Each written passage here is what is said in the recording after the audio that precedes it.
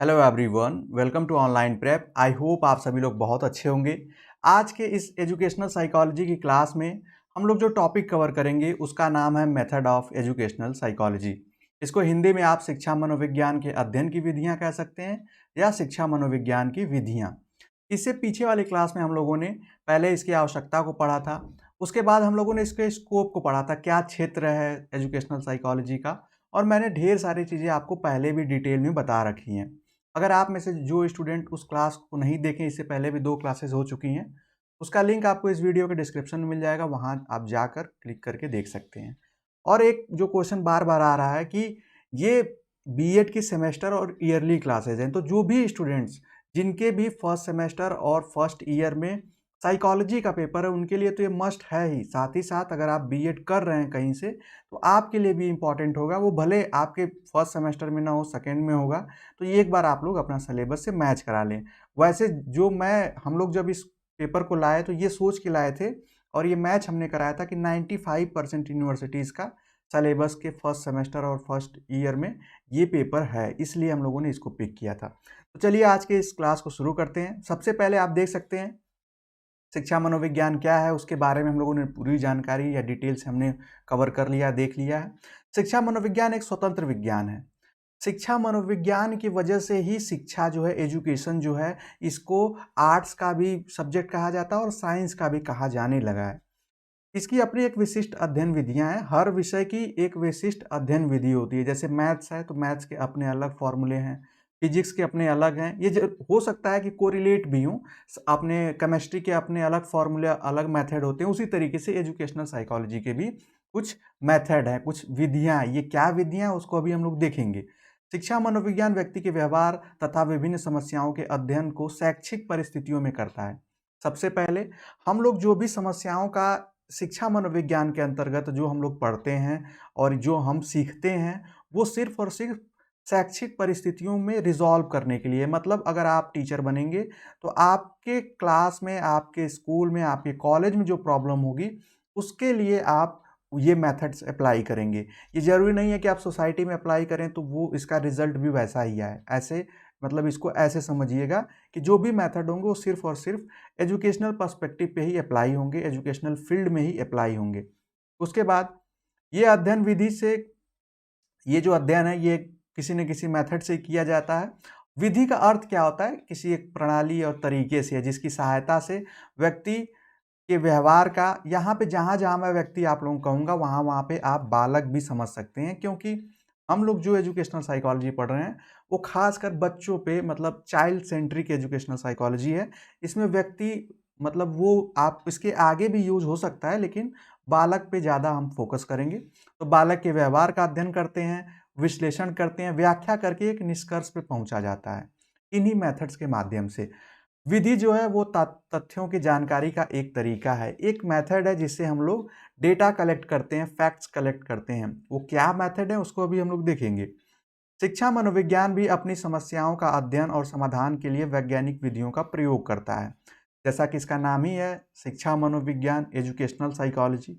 तो एजुकेशन के साथ साथ कुछ ऐसे साइंटिफिक मेथड यूज़ किए जाते हैं जिससे कि बच्चों में, बालकों में, व्यक्तियों में जो प्रॉब्लम हो शिक्षा संबंधित, उसका निराकरण या उसको रिजॉल्व किया जा सके।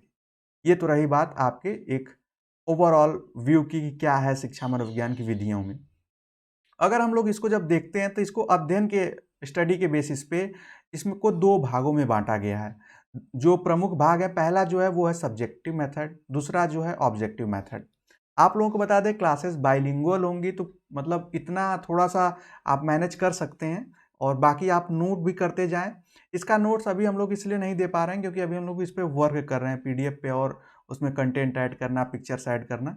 तो थोड़ा-सा आप लोग मैनेज कर लीजिएगा, इसके स्क्रीनशॉट या आप लिख भी सकते हैं। देखिए, जो सबसे पहला जो प्रकार है या वर्ग है वो है आत्मगत या आत्मनिष्ठ विधियाँ, जिसको सब्जेक्टिव मेथड कहते हैं। और दूसरा जो है वो है वस्तुगत या वस्तुनिष्ठ विधियाँ। ये दोनों विधियाँ क्या है, इसको आप अपने एग्जाम से समझ सकते हो।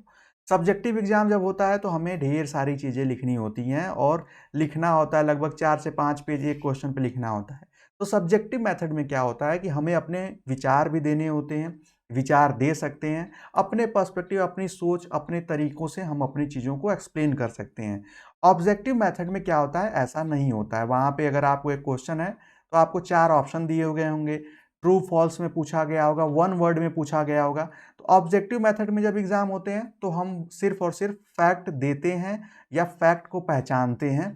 वहाँ पे हम अपने वैल्यूज़, अपने ओपिनियन नहीं दे सकते हैं, जो कि सब्जेक्टिव में हम देते हैं, अपने विचार देते हैं, अपनी सोच देते हैं कि इसके बारे में आप क्या जानते हैं, क्या कहना चाहते हैं, अपने अलग उदाहरण दे सकते हैं। लेकिन ऑब्जेक्टिव में ऐसा नहीं होता है। अब यहाँ के हिसाब से आप देख लीजिए इसको। इस विधि के अंतर्गत व्यक्ति स्वयं अपने व्यवहार की व्याख्या और विश्लेषण करता है। सब्जेक्टिव जो मेथड होता है, इसमें व्यक्ति या बालक जो है वो स्वयं के अपने व्यवहार, जो उसका व्यवहार है उसकी व्याख्या करता है और उसका विश्लेषण करता है। और इसी को अंतर्दर्शन या गाथा वर्णन विधि भी इसी के अंतर्गत आती है। अभी हम लोग देखने वाले हैं उसको। जो दूसरी विधि है, प्रमुख जो वर्ग है वो है, इस विधि में दूसरों के द्वारा तथ्यों का संग्रह किया जाता है और इसके अंतर्गत बहुत सी विधियां हैं। इसमें तथ्य इंपॉर्टेंट होगा और यहाँ पे व्यवहार, विश्लेषण और उनके विचार ये इंपॉर्टेंट होगा। तो इन दो चीज़ों को आप ध्यान रखिएगा। यहाँ पे जैसे लिखा है, शिक्षा मनोविज्ञान का मनोविज्ञान से घनिष्ठ संबंध है। आप सभी लोग पता है कि शिक्षा मनोविज्ञान जो है वो मनोविज्ञान की एक ब्रांच है, इसको हम लोग पढ़ चुके हैं।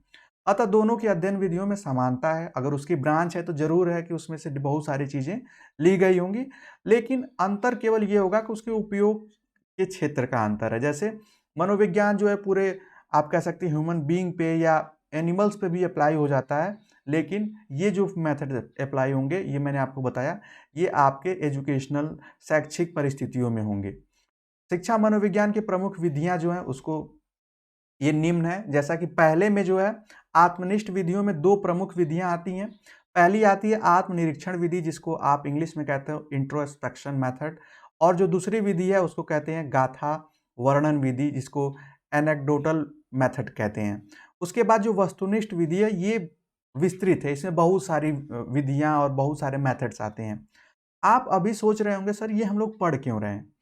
जब हम टीचर बनते हैं या इस सिलेबस को इस हिसाब से बनाया जाता है, ये न सिर्फ आपके सेमेस्टर सिलेबस बल्कि जो अपकमिंग इन फ्यूचर में जो आप एग्ज़ाम देंगे, चाहे वो टेट का कोई भी फॉर्म हो, like C TET, UP TET या किसी अदर स्टेट के टेट का देंगे, तो वहाँ पे ये चीज़ें आती हैं, इनसे क्वेश्चंस आते हैं। ये इसलिए आते हैं कि आपको ये जानकारी हो कि किस मेथड से बच्चों के टेस्ट लिए जा सकते हैं, किस विधियों से आप उनके बारे में जानकारी कलेक्ट कर सकते हैं।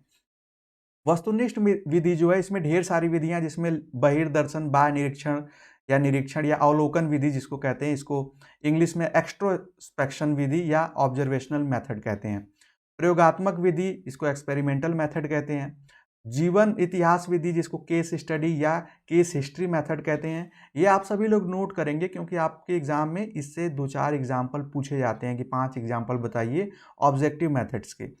फिर क्लिनिकल मेथड जिसको उपचारात्मक विधि कहते हैं, विकासात्मक विधि जिसको डेवलपमेंटल मेथड कहते हैं, रेटिंग एंड कोटि विधि जिसको आप सभी लोग आज के समय में रेटिंग रैंकिंग काफ़ी इंपॉर्टेंट है। जैसे हम लोग किसी भी मूवीज़ को स्टार देने लगे हैं और ये जो है ये 5 स्टार में से हम लोग देते हैं कि इस मूवी को कितने स्टार मिले। तो ये भी एक मेथड है किसी भी चीज़ को मेज़र करने का, जांचने का। मनोविश्लेषण विधि जिसको साइको एनालिटिक मेथड कहते हैं, तुलनात्मक कंपैरेटिव विधि दो लोगों के बीच में, सांख्यिकी विधि इसको स्टैटिस्टिकल मेथड कहते हैं, परीक्षण विधि इसको टेस्ट मेथड, इंटरव्यू मेथड साक्षात्कार विधि, प्रश्नावली विधि जिसको क्वेश्चनायर मेथड, विभेदात्मक विधि जिसको डिफरेंशियल मेथड, और लास्ट में आता है मनोदैहिक या मनोभौतिकी विधि जिसको साइकोफिजिकल मेथड कहते हैं। तो ये तो आप सभी लोग सोचे होंगे ये तो सर पूरा रट के बता दिए, लेकिन अब हम लोग जानेंगे कि सही मायनों में कौन सी विधि का अर्थ क्या है और कहाँ प्रयोग होती है। और फिर से इस चीज़ का ध्यान रखिएगा कि ये सारी विधि जब हम लोग जान रहे होंगे, पढ़ रहे होंगे, तो आपके दिमाग में, आपके मन में एक एजुकेशन बैकग्राउंड आना चाहिए। जैसे आप स्कूल के बारे में सोचेंगे, किसी क्लास के बारे में सोचेंगे, किसी कॉलेज के बारे में, ट्यूशन नहीं कह सकते, कोचिंग के बारे में भी आप सोच सकते हैं। सबसे पहले हम लोग जिस क्रम में ये लिखा है उसी क्रम में नीचे एक्सप्लेन किया गया है कि सबसे पहले हम लोग जानेंगे कि आत्मनिरीक्षण विधि क्या है। आत्मनिरीक्षण का परिचय जो है, ये जो ब्लू लाइन से मैंने पहले ही मेंशन करा दिया है, ये एग्जैक्ट उसकी मीनिंग है। सरल, आप चाहें तो उस लाइन को भी नोट करके इसको याद रख सकते हैं। क्या है? आत्मनिरीक्षण नाम से ही लग रहा है, आत्म और निरीक्षण 2 शब्दों से बना है ये शब्द, जिसमें लिखा है अपने स्वयं की क्रियाओं का निरीक्षण करना। ये मनोविज्ञानी की प्राचीनतम या सबसे पुरानी विधि है। कैसे है? जब हम अपनी चीज़ों को स्वयं बैठकर आत्मनिरीक्षण करते हैं। जैसे मान लीजिए आपने कोई काम, जैसे हम लोग एग्ज़ाम दिए, एग्ज़ाम में हमारे कम मार्क्स आए। मान लीजिए 100 मार्क्स का एग्ज़ाम था और हमारे कम मार्क्स आए, और कम मार्क्स कितने आए उसको एक बार देख लीजिए। मान लीजिए हमारे 45 मार्क्स आए। तो हम लोग सोचते हैं, बैठते हैं कि आखिर कहाँ, किस वजह से या किस जगह प्रॉब्लम हो गई कि हमारे कम मार्क्स आए। आई होप आप ये समझ रहे होंगे, सभी लोग करते हैं। जब हमें कोई गिल्ट फील होता है तभी भी हम लोग आत्मनिरीक्षण जैसे चीज़ों को अप्लाई करते हैं, खुद के ऊपर सोचते हैं। जैसा कि आप सभी लोग देख सकते हैं, आत्मनिरीक्षण का तात्पर्य लिखा है। तात्पर्य अपने आप में देखना, इंग्लिश में भी है introspection to look within और सेल्फ ऑब्जर्वेशन। अच्छी चीज़ क्या है कि जो ये मेथड है, यहाँ पे आप लिख लीजिएगा इसका, जो मैं स्टार्टिंग में लिखवाया भी था, इंट्रोस्पेक्शन मेथड, यहाँ पे ऐड कराना है अभी, इंट्रोस्पेक्शन मेथड। इसमें क्या है कि इसमें किसी बाहरी व्यक्ति की ज़रूरत नहीं, किसी मनोवैज्ञानिक की ज़रूरत नहीं, किसी शिक्षक की ज़रूरत नहीं है। मतलब अगर हमारे कम मार्क्स आए तो हम खुद उस पे एनालिसिस करेंगे, आत्मचिंतन करेंगे। जॉन लॉक एक आप वैसे तो कह सकते हैं दार्शनिक हैं। इन्होंने एक डेफिनेशन दी है इससे संबंधित कि मस्तिष्क द्वारा, हमारे ब्रेन द्वारा अपनी स्वयं की क्रियाओं का निरीक्षण ही आत्मनिरीक्षण है। अब इसका यूज़ कहाँ? पूर्व काल में मनोवैज्ञानिक अपनी मानसिक क्रियाओं और प्रतिक्रियाओं का ज्ञान प्राप्त करने के लिए इसी पर निर्भर रहते थे। हमारे देश में भी आप देखेंगे, ऋषि मुनियों को देख लेंगे, संत महात्माओं को देख लेंगे, तो वो लोग आत्मचिंतन करते हैं, समाधि लेते हैं, ऐसा सोचते विचारते हैं। तो मतलब वो खुद के मन से मंथन करना, आप इसको उस कैटेगरी में रख सकते हैं। वे इस प्रयोग अपने अनुभवों को पुनः स्मरण और भावनाओं का मूल्यांकन करने के लिए करते थे। ये पहले की बात है। इसमें होता क्या है, हम लोग, अगर हमें आत्मचिंतन करना है तो हम अपने सुख, दुख, क्रोध, शांति, घृणा, प्रेम आदि भावनाओं को, मानसिक दशाओं का निरीक्षण करके उनका वर्णन करते हैं। पहले हम लोग सोच लेंगे कि उस समय मैं कैसा सोच रहा था, क्या था, मेरे साथ ऐसा क्यों हो गया। ये सारी चीज़ें एक शॉर्ट में है। अब जब आगे इसको पढ़ेंगे या कोई आप बुक पढ़ेंगे, तब इसमें ये भी आएगा कि इसके लाभ क्या हैं, इसके दोष क्या हैं इस विधि के। अगली विधि जो है, इसको गाथा वर्णन, एनेक्डोटल विधि कहा जाता है। इसमें क्या होता है कि पूर्व अनुभव या व्यवहार का लेख तैयार करना। इसमें मान लीजिए आप टीचर हैं, आपको लगा कि कोई एक जो आपकी क्लास में जो बच्चा है वो किसी आपराधिक प्रवृत्ति, मतलब चोरी करना सीख रहा है, ये बच्चा है, ठीक है। तो आप एक और तरीका अपना सकते हैं कि पहले उससे पूछेंगे कि ये तुम क्यों कर रहे हो, मतलब उससे पूरी कहानी। हालांकि वो, मतलब आप पूछते हो ना कि कब चोरी किए, कहाँ से निकाले, ये सारी चीज़ें, तो मतलब उसी के बारे में कि तुमने ये चीज़ कैसे की, इसको और डिटेल से देख लीजिए। इस विधि में व्यक्ति अपने पूर्व अनुभव या व्यवहार का वर्णन करता है, वो बताएगा। अगर हम किसी मनोवैज्ञानिक के पास जाएंगे, साइकोलॉजिस्ट के पास, तो वो पूछेगा जिस भी संबंधित हमें प्रॉब्लम होगी, तो हम खुद एक्सप्लेन करेंगे। जैसे डॉक्टर के पास हम जाते हैं तो हम बताते हैं कि मुझे रात से इतने बजे से यहाँ दर्द हो रहा था, फिर मैं ये दवा खाया, नहीं सही हुआ, तो मैं इस करवट लेटा। ये सारी चीज़ें क्या हैं? ये सब गाथा वर्णन विधि के अंतर्गत ही आता है। मनोवैज्ञानिक उसे सुनकर एक लेख तैयार करता है और उसके आधार पर अपना निष्कर्ष निकालता है। तो डॉक्टर जब आपकी सारी प्रॉब्लम सुन लेगा, या टीचर जब उस बच्चे की सारी प्रॉब्लम सुन लेगा, तब उसको समझ में आएगा कि आखिरकार ये चोरी है कि नहीं। हो सकता है वो अपनी ही कॉपी किसी की बैग से निकाल रहा हो जिसको दिया हो, ऐसी चीज़ें। इस विधि का मुख्य दोष ये है कि व्यक्ति अपने पूर्व अनुभव और व्यवहार को ठीक ठीक पुनः स्मरण नहीं कर पाता है। इसका दोष ये है कि इसमें ज़रूरी नहीं है कोई जो कह रहा हो वो 100% सही हो। इसके अलावा वो इससे संबंधित कुछ बातों को भूल भी जाता है और कुछ अपने आप से भी उसमें जोड़ देता है, जिसकी वजह से वो ऑथेंटिक नहीं हो पाता है। इसीलिए गाथा वर्णन विधि जो है, आत्मगत होने के कारण विश्वसनीय नहीं है। विश्वसनीय क्यों नहीं है? जैसे अगर मैं इस विधि को कहूँ, इंट्रोस्पेक्शन मेथड को, तो इंट्रोस्पेक्शन मेथड भी साइंटिफिक प्रूव्ड नहीं है, या साइंटिफिकली मेथड इसको नहीं कहा जाएगा साइंटिफिक की, क्योंकि इसका आप अगर इसको क्रॉस चेक करना चाहेंगे तो नहीं कर पाएंगे। मैं क्या सोच रहा हूँ, मैं क्या आत्मचिंतन कर रहा हूँ, तो ये दो विधियाँ ऐसी हैं जिसको आप, इनको कहते हैं कि ये साइंटिफिक मेथड नहीं है, क्योंकि ये प्रूव्ड नहीं किए जा सकते हैं कि वो जो सोच रहे थे वो सही सोच रहे थे, या जो उन्होंने बताया वो सही बताया। अब इसके आगे की जो विधियां हम लोग देखेंगे वो साइंटिफिकली प्रूव्ड या साइंटिफिक मेथड्स हैं। जैसे सबसे पहला प्रयोगात्मक विधि। हम जितने भी सब्जेक्ट अगर साइंस में आप पढ़े होंगे तो फिजिक्स केमिस्ट्री में हम लैब होते हैं, लेबोरेटरीज होती हैं, तो उसमें हम लोग क्या करते हैं, एक्सपेरिमेंट करते हैं। जो थ्योरेटिकल चीज़ें उसको प्रैक्टिकल फॉर्म में देखते हैं कि आखिरकार ये सही में उस तरीके के रिजल्ट आ रहे हैं कि नहीं जैसा इस थ्योरेटिकल या इस बुक में लिखा हुआ है। एक्सपेरिमेंटल विधि को अगर हम एक लाइन में कहें तो पूर्व निर्धारित दशाओं में मानव व्यवहार का अध्ययन। जैसा मैंने आपको बताया कि जो भी हम मेथड्स की बात करेंगे वो सिर्फ और सिर्फ बालकों के व्यवहार, बच्चों के व्यवहार या मनुष्य के व्यवहार या व्यक्ति के व्यवहार की बात करेंगे। प्रयोगात्मक विधि एक प्रकार की नियंत्रित निरीक्षण विधि की विधि है। इसमें जो भी कंट्रोल ऑब्जर्वेशन होता है, मतलब एक निश्चित जगह पे होगा, निश्चित दायरे में होगा, उसमें हम पहले से कंट्रोल करते हैं। जैसे आप एक एग्जांपल मैं आपको लैब का बता दूं, आप लैब में जाएंगे तो वहाँ का टेम्परेचर, प्रेशर, ये सब हम सबसे पहले नियंत्रित कर लेते हैं। बहुत सारे फॉर्मूला होते हैं, फॉर्मूला वो उस पर लिखा भी होता है कि इस प्रेशर, इस टेम्परेचर पे ही इसके रिएक्शन कराए जाएंगे। केमिस्ट्री में ऐसा आप लोग किए होंगे, आप जानते भी होंगे। इस विधि में प्रयोगकर्ता जो है स्वयं अपने द्वारा निर्धारित की हुई परिस्थितियों या वातावरण में किसी व्यक्ति के व्यवहार का अध्ययन करता है और किसी समस्या के संबंध में एक तथ्य तैयार करता है। इसमें क्या होगा कि एक स्पेसिफिक कंडीशन में किसी बच्चे को रखकर या उसको एक ऐसे जगह बिठाएंगे, मतलब अगर आपको लग रहा है कि वो ज़्यादा बात करता है, बात क्यों करता है, ऐसी चीज़ें बहुत सारी आती हैं जो आप जब स्कूल में आप पढ़ाने जाते हैं, क्लासरूम में रहते हैं। या ये सबसे ज़्यादा ऑथेंटिक होती है कि जब हमें कोई व्यवहारों में परिवर्तन कैसे होता है। जैसे कि बहुत सारे मनोवैज्ञानिकों ने चूहों, बिल्लियों, कुत्तों और जानवरों पे, जिसमें चिंपैंजी पे अध्ययन किया कि चिंपैंजी किस तरीके से सोचता है, किस तरीके से व्यवहार करता है, जब चीज़ें उसको नहीं मिलती हैं तो किस उसके व्यवहार में कैसे परिवर्तन हो जाता है। ये सारी चीज़ें इसी विधि से ही पॉसिबल हैं। आप देख सकते हैं मनोवैज्ञानिकों ने इस विधि का प्रयोग करके न केवल बालकों पे, बच्चों पे नहीं बल्कि व्यक्ति के व्यवहार के अलावा भी उन्होंने चूहों, बिल्लियों और पशुओं के व्यवहार का भी अध्ययन किया।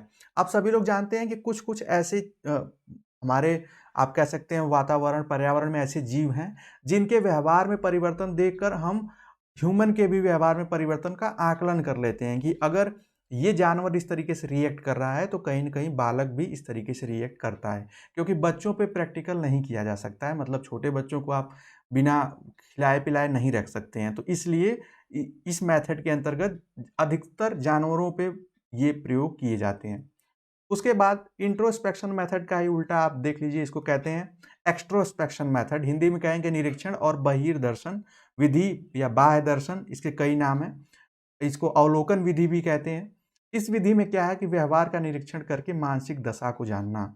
मतलब आप किसी बच्चे के व्यवहार को देखकर आप उसकी मानसिक दशा को समझ सकते हैं। व्यवहार जैसे अगर वो खुश है, अगर वो मुस्कुरा रहा है तो आप ये मानेंगे कि वो मानसिक अभी खुश है, स्वस्थ है, वो उसको कोई प्रॉब्लम नहीं है। अगर वो रो रहा है या उसका चेहरा गिरा हुआ है, तब आप कहेंगे लग रहा है इसको कोई प्रॉब्लम है।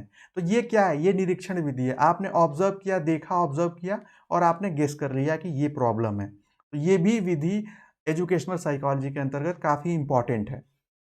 निरीक्षण का सामान्य अर्थ है ध्यानपूर्वक देखना।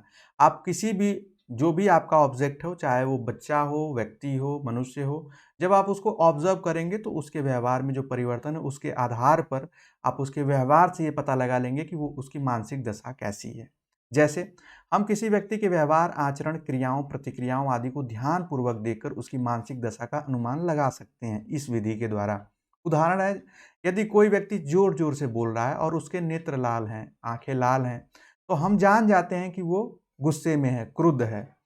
तो ये क्या है? हमने उसके बिहेवियर से जान लिया कि वो गुस्से में है। मुस्कुरा रहा था तो हमने जान लिया कि वो खुश है। इस तरीके के ढेर सारे जो क्रियाएँ, प्रतिक्रियाएँ उसके आधार पे हम लोग अनुमान लगा लेते हैं। निरीक्षण विधि में निरीक्षणकर्ता अध्ययन किए जाने वाले व्यवहार का निरीक्षण करता है। अगर एक टीचर जो है वो उस बच्चे के व्यवहार का निरीक्षण करेगा तो निरीक्षणकर्ता हो जाएगा। उसी के आधार पर वो विषयों के बारे में अपनी धारणा बनाता है। अब उसको अगर एक रिपोर्ट भी बनानी होगी तो वो लिखेगा कि ये जब बच्चा खुश रहता है तो इसके एक्सप्रेशन इस तरीके से हैं। जब ये हो सकता है कि वो अगर गुस्से में भी हो तो उसके एक्सप्रेशन अलग हों, जैसे बॉयज़ के अलग हो सकते हैं, गर्ल्स के अलग हो सकते हैं। ये सारी चीज़ें भी निरीक्षण विधि से ही ज्ञात की जाती हैं। उसके बाद एक और विधि आती है जीवन इतिहास मेथड। केस केस हिस्ट्री या केस हिस्ट्री मेथड आता है, केस स्टडी मेथड इसी को कहते हैं। इसमें जीवन इतिहास द्वारा मानव के व्यवहार का अध्ययन किया जाता है। आप कहेंगे सर ये क्या है? जैसे अगर 16 साल के बच्चे ने कोई अपराध कर लिया, तो अगर अपराध उसने किया 16 साल की उम्र में ही, तो तो होता क्या है, कभी-कभी आप लोग सुने भी होंगे कि उस पे एक रिसर्च होगी कि आखिर ये इतने कम वर्ष में 16 मान लीजिए, 12 मान लीजिए, 14 मान लीजिए, कि इतने कम वर्ष में ही इसके अंदर ये प्रवृत्तियाँ कहाँ से आईं कि इसने किसी का मर्डर कर दिया या इसने किसी को नुकसान पहुँचा दिया या इसने ऐसा कोई कार्य कर दिया जो कि खासकर इस उम्र में बच्चे नहीं करते हैं। तब हम तब केस स्टडी में हमें क्या करना होता है कि हम उसके बैकग्राउंड को जानेंगे। बैकग्राउंड का मतलब है कि वो किस तरीके के परिवार से आता है, वो किस तरीके की सोसाइटी से उसकी अपब्रिंगिंग हुई है। ये सारी चीज़ों को जब हम लोग जानते हैं तो यही केस स्टडी कहलाता है। अब इसको हम लोग डिटेल में समझ लेते हैं। मनोवैज्ञानिकों के विचार से व्यक्ति का भौतिक, पारिवारिक और सामाजिक वातावरण उसमें मानसिक असंतुलन पैदा कर देता है। मनोवैज्ञानिक साइकोलॉजिस्ट मानते हैं कि अगर हम ह्यूमन हैं, हम एक स्टूडेंट हैं, तो हमारे अगल-बगल जो भी चीज़ें हैं, चाहे वो भौतिक चीज़ें हों, पारिवारिक हों, सामाजिक हों, उनमें कुछ ऐसे बदलाव हो जाते हैं जो हमें पसंद नहीं आता, जिसकी वजह से हमारा मानसिक संतुलन गड़बड़ा जाता है। इसका अर्थ ये है कि जैसे अगर हम कहीं ऐसे जगह पे हैं जहाँ हमेशा मार-झगड़े हो रहे हैं या हमेशा ऐसी मतलब ऐसी स्थिति है कि वहाँ पे सामान्य तौर पर रहा नहीं जा सकता है, तो उस तरीके से फिर हमारे व्यवहार में भी परिवर्तन आने लगेगा, इसीलिए कहा जाता है संगत का असर। तो यहाँ पे इसके फलस्वरूप वो अवांछनीय व्यवहार करने लगता है। जैसे अपराधी बालक की बात करें, मानसिक रोगी, झगड़ालू, जैसे झगड़ालू परिवार में जो बच्चे होंगे तो वो ज़ाहिर-सी बात है कि उनके अंदर भी वो चीज़ें आ जाएँगी, वो प्रवृत्तियाँ आ जाएँगी कि थोड़ा-सा वो झगड़ा करने के लिए इंटरेस्टेड होंगे। तो इसमें पता लगाया जाता है। इसका वास्तविक कारण जानने के लिए व्यक्ति के पूर्व इतिहास की कड़ियों को जोड़ना होता है, जोड़ता है मनोवैज्ञानिक।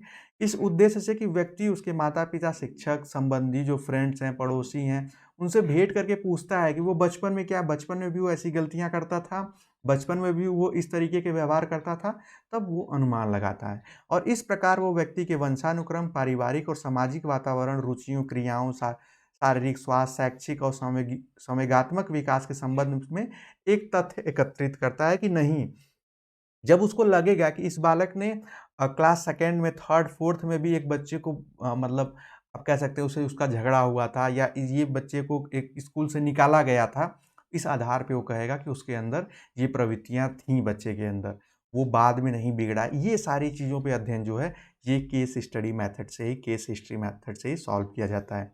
इस विधि का उद्देश्य होता है कि व्यक्ति के किसी विशिष्ट व्यवहार के कारण की खोज करना। जैसे मैंने बताया कि अगर वो चोरी करना सीख गया या कोई अपराध करना सीख रहा है, तो उसका हम पता लगाएँगे कि आखिर ये चीज़ें इसके अंदर कहाँ से आई हैं और कहाँ से ये प्रभावित हुआ है, दुष्प्रभावित हुआ है। उसके बाद आता है क्लिनिकल मेथड, जिसको उपचारात्मक विधि कहते हैं। आचरण संबंधित जटिलताओं को दूर करने में सहायता है। इस विधि का प्रयोग करने का उद्देश्य ये मालूम करना होता है कि व्यक्ति की जो विशिष्ट आवश्यकताएँ क्या हैं, उसमें उत्पन्न होने वाली जटिलताओं में क्या कारण है और उनको दूर करने के लिए किस प्रकार सहायता दी जानी चाहिए। आप कहेंगे सर ये क्या है? जैसे आप एक शिक्षक होंगे, भावी फ्यूचर में आप शिक्षक बनेंगे, ये मान के आप रखिएगा। तभी ये चीज़ें समझ में आएँगी और कोई न कोई स्कूल आप एज़्यूम कर लीजिए अपने मन में, तभी जैसे मान लीजिए कोई बच्चा है जो पढ़ने में बेहद कठिनाई अनुभव करता है, उसको पढ़ना बहुत ही टफ़ लगता है, तब हम जानेंगे कि आखिर ये क्यों ऐसा, मतलब उसके साथ ऐसी प्रॉब्लम क्यों आ रही है कि वो उन चीज़ों को समझ नहीं पा रहा है, उन चीज़ों से दूर हट रहा है। या कुछ बच्चे बहुत हकलाते हैं, हकलाने का प्रॉब्लम या तुतलाने का प्रॉब्लम हो, तब आपको ये जानना होगा कि आखिर क्या वो किसी स्पेसिफिक, किसी विशेष शब्द, वर्ण को प्रोनाउंस करने में, उच्चारण करने में वो तुतलाते हैं या सारे शब्दों में तुतला रहे हैं। ये इन तरीकों का अध्ययन, साथ ही साथ कि उनको किस तरीके से सहायता दी दी जानी चाहिए जिससे कि उनकी ये प्रॉब्लम सॉल्व हो जाए। जैसे अपराधी प्रवृत्ति के बालक हैं, तो उनके साथ ऐसा क्यों हो रहा है और वो कौन-सी ऐसी प्रवृत्ति है जिसको अगर मतलब किस तरीके से उसको एग्ज़ाम्पल दिए जाएँ कि अगर आप ऐसा करते हो तो आपके साथ ये होगा, तो उससे वो छोड़ सकता है। तो ये सारी चीज़ें, मतलब आप समझ लीजिए कि पहले समस्याओं को देखेंगे, फिर समस्या के आधार पर उनको उपचार देंगे, तो इसीलिए उसको उपचारात्मक विधि कहा गया है। इसमें गंभीर संवेगों के शिकार होने के बालक भी सम्मिलित हैं, जिनको इमोशनली आप कह सकते हैं कि थोड़ा वो ज़्यादा ही, जैसे छोटी-सी बात पे रोने लगना या चिल्लाने लगना, तो ये सब इन्हीं लोगों को गंभीर संवेगों के शिकार बालक कहा जाता है। उसके बाद है डेवलपमेंट मेथड। ये मेथड जो है, इसको आप ऐसे समझ लीजिए, इसमें बालक की वृद्धि और विकास क्रम का अध्ययन किया जाता है कि इस बच्चे में विकास किस प्रकार से हुआ। जैसे आईक्यू लेवल हम चेक करते हैं कि क्या ये बच्चा पहले से ही इंटेलिजेंट था बचपन से ही, या 15-16 साल की उम्र में ये तेजी से इंटेलिजेंट हुआ है, या ये फिजिकली कब और फिट होने लगा है, या क्या बचपन में दुबला पतला था या बचपन से ही मोटा है। जब इन सारी चीज़ों के बारे में अध्ययन करते हैं, इसीलिए इस विधि को जेनेटिक विधि भी कहा जाता है। ये विधि जो है निरीक्षण विधि से बहुत मिलती जुलती है, क्योंकि इसमें भी हम लोग ऑब्जर्व करते हैं, लेकिन ये बहुत लॉन्ग टाइम तक ऑब्जर्व करते हैं। इसका मतलब अगर हम किसी को बच्चे को जन्म से लेकर 21 साल तक ऑब्जर्व करेंगे कि उसके अंदर क्या-क्या शारीरिक, मानसिक, यहाँ पे आप देख सकते हैं ये परिवर्तन आ रहे हैं, तो इस प्रकार के मेथड को हम विकासात्मक डेवलपमेंटल मेथड कहते हैं या डेवलपमेंट मेथड कहते हैं। यहाँ पे देखेंगे कि इसमें इस विधि में निरीक्षण करने वाला वो एक टीचर भी हो सकता है, वो उसके गार्जियन भी हो सकते हैं, या कोई मनोवैज्ञानिक भी हो सकता है। बालक के शारीरिक और मानसिक विकास एवं अन्य बालकों और वयस्कों से उसके संबंधों अर्थात सामाजिक विकास के अति सावधानियों से एक लेख तैयार करता है, इन सारी चीज़ों को ध्यान में रखते हुए, और उस लेख में उसकी विशेषताओं का करता है कि ये इस सर्टेन एज में था, शैशवावस्था, बाल्यावस्था, किशोरावस्था में इसकी क्या-क्या विशेषताएँ थी, इन सारी चीज़ों का। लेकिन ये कार्य जो है ये अति दीर्घकालीन होता है, क्योंकि इसमें बालक का निरीक्षण उसकी जन्म अवस्था से प्रौढ़ावस्था तक किया जाना अनिवार्य है। तभी एक निरीक्षक जो होगा वो एक कंक्लूजन पे पहुंचेगा, एक निष्कर्ष पे पहुंचेगा। उसके बाद आता है मनोविश्लेषक विधि। इस विधि में क्या है कि व्यक्ति के अचेतन मन का अध्ययन करके उपचार करना। अचेतन मन क्या होता है? मन 3 प्रकार के होते हैं, चेतन, अचेतन, अर्धचेतन। तो जो हम अपनी चीज़ों को एक्सप्रेस करते हैं, दिखा देते हैं, वो आप कह सकते हैं चेतन मन है। ऐसा आप समझ लीजिए, लेकिन ये बहुत ब्रॉड है, इसको हम लोग आगे पढ़ेंगे जब हम मन पढ़ेंगे क्या है। इस विधि का जन्मदाता जो है वो है चिकित्सक फ्रायड। फ्रायड ने मन को विभाजित किया था और उन्होंने बताया था कि व्यक्ति के अचेतन मन ही उस पे बहुत प्रभाव पड़ता है अचेतन मन से, जो आप कह सकते हैं कि सोया हुआ मन है। क्यों? क्योंकि ये मन उसकी अतिरिक्त इच्छाओं का पुंज है। इन्होंने फ्रायड ने माना है कि जो बालकों में, व्यक्तियों में, मनुष्यों में जो उनकी अतिरिक्त इच्छाएँ जो अभी तक पूरी नहीं हो पाई हैं, अगर उनकी इच्छाएँ बहुत ज़्यादा हैं, जैसे मान लीजिए उनको कहीं घूमने की, उनको बाइक की, साइकिल की या किसी स्पेसिफिक चीज़ की इच्छा है और वो इच्छा पूरी नहीं हो रही है, तो इसकी वजह से उनके व्यवहार में परिवर्तन होने लगेगा, वो चिड़चिड़े होने लगेंगे। इस तरीके की चीज़ें, फलस्वरूप व्यक्ति की अतिरिक्त इच्छा अवसर पाकर प्रकाश में आने की चेष्टा करती है, जिससे वो अनुचित व्यवहार करने लगता है। अब उसकी वो इच्छाएँ जो हैं वो प्रकट होने लगेंगी और उसके व्यवहार जो होंगे वो अनुचित हो जाएँगे। तो इस तरीके के जब हम लोग अध्ययन करेंगे कि इसकी कौन-सी, जैसे कोई बच्चा अगर चिड़चिड़ा है, चिड़चिड़ा तो समझ रहे होंगे आप सभी लोग, तो हम ये जानेंगे कि आखिर क्या कारण है कि इसके चिड़चिड़ेपन का। हो सकता है उसको जो ड्रेस चाहिए, फ़ेवरेट ड्रेस नहीं मिल रही है, खाना नहीं मिल रहा है, क्या जैसे आपको अगर मन का खाना ना मिले, मन जो आपका फ़ेवरेट हो, या कोई ऐसी सब्ज़ी बन जाती है जो कि आपको पसंद नहीं है, तो आप चिड़चिड़े हो जाते हैं कि नहीं मैं लौकी नहीं खाऊँगा, मैं करेला नहीं खाऊँगा, मैं और भी जो सब्ज़ी आपको पसंद नहीं है, ये क्या है? ये भी मनोविश्लेषक विधि के अंतर्गत ही उन चीज़ों का पता किया जाता है। अतः इस विधि के द्वारा व्यक्ति के अचेतन मन का अध्ययन करके उसकी अतिरिक्त इच्छाओं की जानकारी प्राप्त की जाती है। इसमें ये इम्पोर्टेंट होगा अचेतन और अतृप्त, ये 2 वर्ड इम्पोर्टेंट होगा, क्योंकि इसमें हम वही जानेंगे कि इसकी ऐसी कौन-सी इच्छा, ख्वाहिश है जो पूरी नहीं हुई, जिसकी वजह से इसके व्यवहार में ये परिवर्तन देखने को मिल रहा है। कंपैरेटिव आसान है, कंपैरेटिव का मतलब होता है इस विधि का प्रयोग अनुसंधान के लगभग सभी क्षेत्रों में किया जाता है।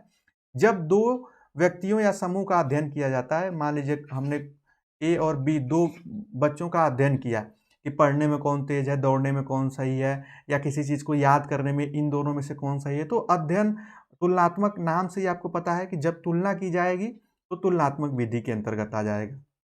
उसके बाद आती है सांख्यिकी विधि, स्टैटिस्टिकल मेथड। ये मेथड क्या है कि जब हमारे पास ढेर सारा डेटा होगा, यहाँ पे देखिए लिखा भी है, यहाँ पे लिखा था तुलनात्मक को जान लीजिए, व्यवहार संबंधित समानताओं और असमानताओं का अध्ययन जो किया जाता है उसको तुलनात्मक, कि इन दोनों में क्या सिमिलैरिटीज़ हैं और क्या सिमिलैरिटीज़ नहीं हैं। उसी तरीके से इसमें आप देखेंगे सांख्यिकी मेथड में समस्या के संबंधित तथ्य एकत्रित करके परिणाम निकालना। अब जैसे हम लोग एवरेज एज निकालते हैं, फिर हम लोग ये निकालते हैं कितने परसेंट बच्चे पढ़ना पसंद करते हैं, कितने नहीं करते हैं, कितने दोनों में है कि आधा हाँ आधा ना। ये सारे जो डेटा हम लोग निकालते हैं, या यहाँ पे जो बच्चे हैं कितने लोग आप कह सकते हैं ग्रामीण क्षेत्र से हैं, रूरल एरिया से, कितने अर्बन क्षेत्र से हैं, ये सारी चीज़ें भी जब हमारे पास डेटा रहेगा तो हम उसका एवरेज निकाल लेंगे, हम उसका मैक्सिमम मिनिमम निकाल देंगे। कि क्लास 5th में जो बच्चे पढ़ रहे हैं, इनमें सबसे अधिक उम्र वाले बच्चे कितने हैं, सबसे कम उम्र वाले बच्चे कितने, उनके बीच में अंतर क्या है, ये सारी जो जानकारी है वो इसी मेथड से निकाली जाती है।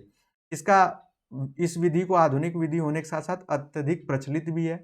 अब हमेशा आप देखते होंगे कि एक डेटा निकाला जाता है कि इतने साल तक के बच्चों के साथ ऐसा व्यवहार होता है या ये है, क्राइम रेट को निकाला जाता है डेटा। ये इसी के अंतर्गत आता है। शिक्षा और मनोविज्ञान में इसका प्रयोग किसी समस्या या परीक्षण के संबंधित तथ्यों का संकलन या विश्लेषण करके कुछ परिणाम निकालने के लिए किया जाता है। ढेर सारे फैक्ट्स आप लोग पढ़ते होंगे तो वो इसी के बेसिस पे, और इसमें बाकी मेथड्स को मिलाना भी पड़ता है। ऐसा नहीं है कि सिर्फ ये एक ही मेथड है, उसमें जोड़ हो सकता है, घटाना हो सकता है, गुणा भाग, ढेर सारी चीज़ें हो सकती हैं, एवरेज हो सकता है, मीन मीडियन मॉड हो सकता है। ऐसी सारी चीज़ों को मिलाकर ही इसका डेटा तैयार किया जाता है। परीक्षण विधि टेस्ट मेथड क्या है? व्यक्तियों की विभिन्न योग्यताओं को जानने के लिए टेस्ट मेथड सबसे ये कह सकते हैं आधुनिक युग की देन है कि शिक्षा के विभिन्न क्षेत्रों में विभिन्न उद्देश्यों में इसका प्रयोग किया जाता है। टेस्ट आप सभी लोग जानते हैं, जैसे आप हम लोगों का एग्जाम होता है, आपका पर्सनालिटी टेस्ट होता है, आपका नॉलेज टेस्ट होता है, जैसे जीके जीएस का क्वेश्चन होने लगा, आपके मैथ से क्वेश्चन होते हैं जिसको आप जनरल एप्टीट्यूड टेस्ट कहते हैं। तो ये सारे टेस्ट जो है इसी मेथड के अंतर्गत आते हैं, और इन परीक्षाओं के परिणाम पूर्णतया सत्य, विश्वसनीय और प्रामाणिक होते हैं, क्योंकि ये क्वेश्चन सेट किए गए रहते हैं। आप जितना भी आपको ज्ञान होगा आप उसमें अपना अप्लाई करते हैं, फिर आपका रिजल्ट आता है, तो इसीलिए इसको प्रामाणिक भी कहा जाता है, विश्वसनीय भी कहा जाता है।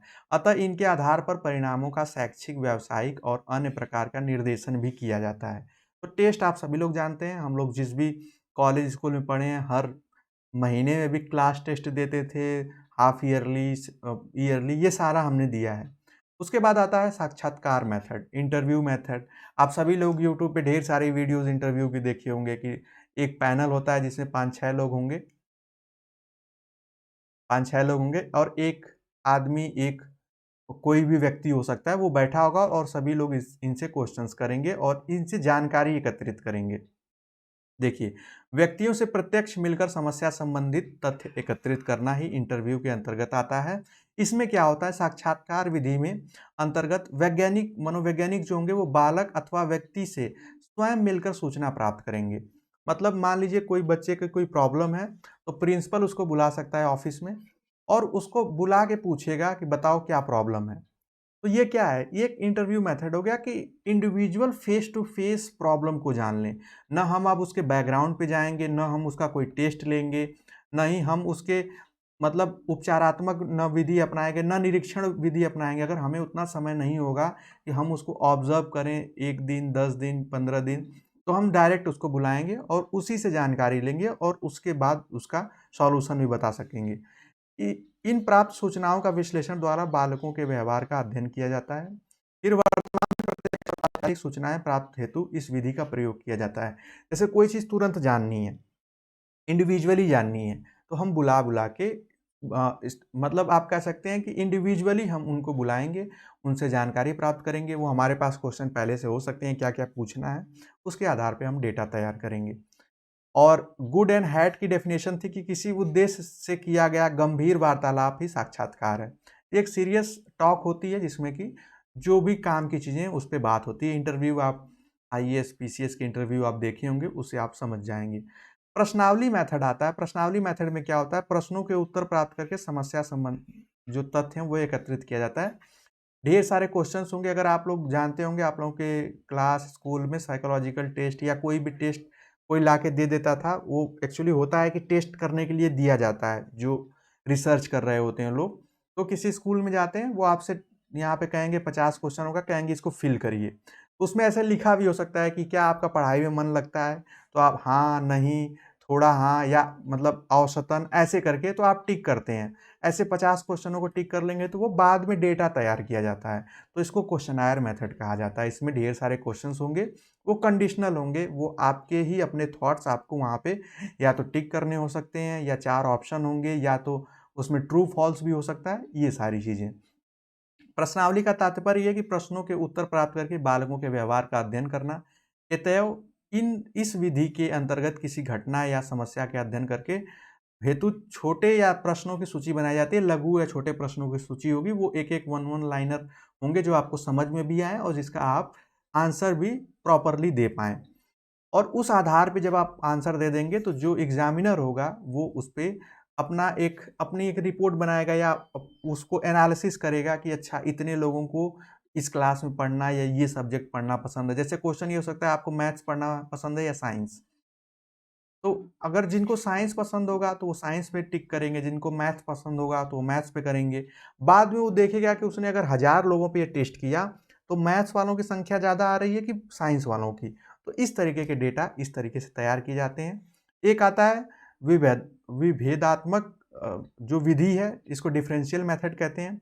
इसमें वैयक्तिक भेदों का अध्ययन तथा सामान्यीकरण किया जाता है। इसमें जैसे आप सभी लोग पता है कि सभी व्यक्ति एक समान नहीं हो सकते, उनमें ज़रूर कुछ न कुछ अंतर होगा। प्रत्येक बालक दूसरे से भिन्न होता है। ये भिन्नता उसके व्यवहार को निर्देशित करती है, साथ ही साथ व्यक्ति की पहचान भी बनाती है। कभी-कभी आप कहते हैं ना कि ये ये व्यवहार तो वही कर सकता है, ऐसा मतलब व्यवहार ही किसी व्यक्ति की पहचान बन जाती है। लेकिन इसमें क्या किया जाता है कि शिक्षक के शैक्षिक कार्यों का संचालन करने में व्यक्तिक भेद विशेष कठिनाई का अनुभव करते हैं। जैसे एक क्लास में अगर 30 स्टूडेंट हैं तो सभी लोगों का मेंटल लेवल सेम नहीं है। आप सोशल कंडीशन सेम नहीं, इकोनॉमिकल स्टेटस सेम नहीं है।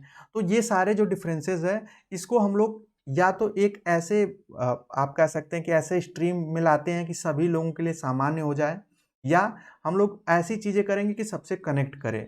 अब देखिए उसमें क्या होगा, इस विधि के अध्ययन में अन्य विधियों तथा तकनीकों का सहारा लिया जाता है। ये विधि कोई स्पेसिफिक नहीं है।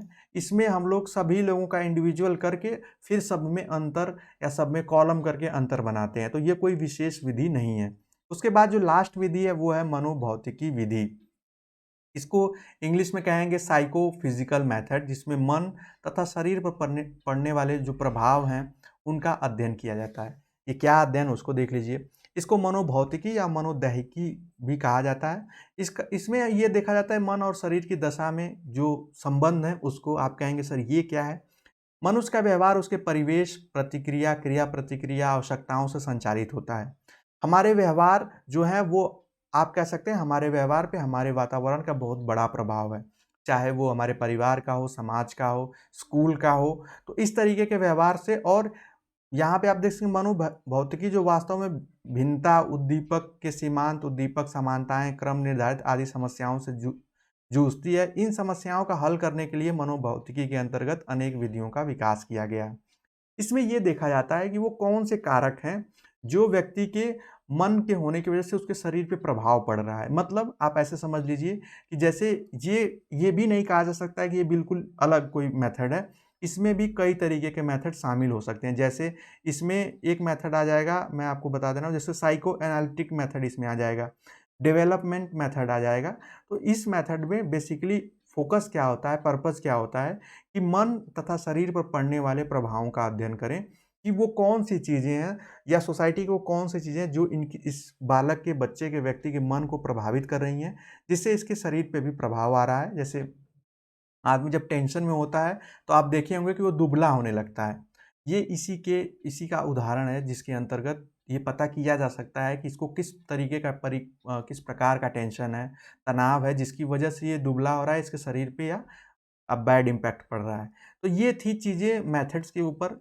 ये थोड़ा-सा क्लास लंबी हो सकती है, बिल्कुल डिटेल्ड थी, लेकिन इसमें हम लोगों ने बेसिकली इतने सभी मेथड्स को जाना। रेटिंग और कोटिंग मैंने बता दिया है। जब क्लास में हम टेस्ट लेते हैं तो जो अच्छे मार्क्स लाएँगे, टॉप करेंगे तो उनको रैंकिंग देंगे, first rank, second rank, third rank, इससे आप सभी लोग परिचित होंगे। तो ये भी मेथड का ही एक तरीका है। तो ये हम लोगों ने देखा कि आपको ये याद रखना है सब्जेक्टिव मेथड क्या है, ऑब्जेक्टिव क्या है, इसके अंतर्गत कितने मेथड्स आते हैं उसको एक बार आप लोग देख लेंगे। और इस क्लास में हम लोगों ने मेथड ऑफ एजुकेशनल साइकोलॉजी पढ़ा। आई होप आपको ये समझ में आएगा। थोड़ा डिटेल था, थोड़ा सा हो सकता है कहीं एक शॉर्ट पॉइंट पे बोरिंग लगे, लेकिन काफ़ी इंपॉर्टेंट क्लास है। अगर आप इसको एक बार समझ लेंगे तो ये आगे काम आएगा। कहाँ काम आएगा? जब आप साइकोलॉजिकल टेस्ट टेस्ट आपको करना होगा या पर्सनालिटी टेस्ट करना होगा, इंटेलिजेंस का टेस्ट करना होगा, तो उसमें यही मेथड्स घूम के आएंगे, क्योंकि ये सब एजुकेशनल साइकोलॉजी के अंतर्गत प्रयोग होते हैं। तो आज की क्लास को यहीं तक रखते हैं, मिलेंगे नेक्स्ट क्लास में। तब तक के लिए bye bye, take care and keep watching.